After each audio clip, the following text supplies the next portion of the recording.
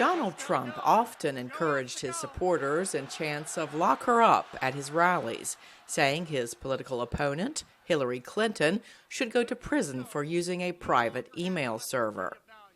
But it is Trump who now finds himself indicted by a New York grand jury over a $130,000 hush money payment made to an adult film actor in the weeks before the 2016 election. Trump has denied any wrongdoing and accused the Manhattan district attorney who brought the charges, Alvin Bragg, a Democrat, of pursuing a political witch hunt to thwart his bid for the White House in 2024. President Joe Biden declined to comment when he was asked if he was concerned about protests after the indictment. In New York, a small group turned out to say Trump should face a fair trial for the charges a grand jury of ordinary Americans agreed to bring against him. In West Palm Beach, Florida, near where Trump lives, defenders came out to support him. Trump had called for massive protests if he is indicted. One expert told VOA the whole world will be watching to see if the protests are peaceful or if political violence erupts, as it did on January 6, 2021, when Trump supporters seized the U.S. Capitol.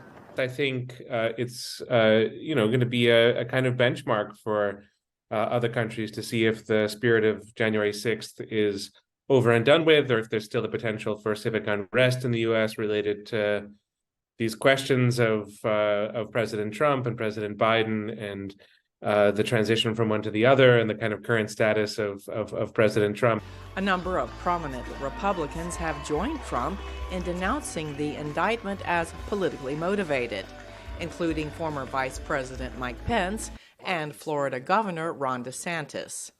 Both are viewed as potential competitors with Trump for the Republican presidential nomination. This troubles one expert who spoke with VOA.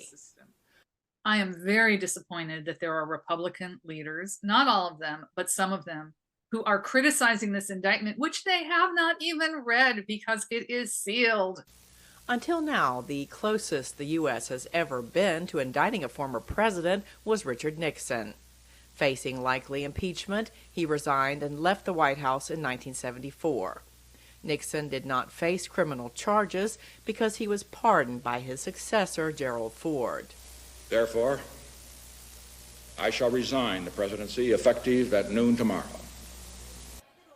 But a number of other democratic countries have investigated, prosecuted, and in many cases convicted and jailed former leaders, including South Korea, Italy, and France.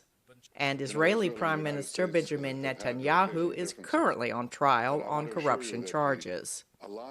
Cecile Shea told VOA she is concerned about Trump's potentially widening legal troubles because of what she described as almost a cult of personality among his supporters.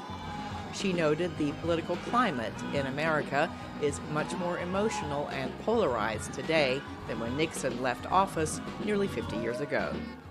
Cindy Saine, VOA News.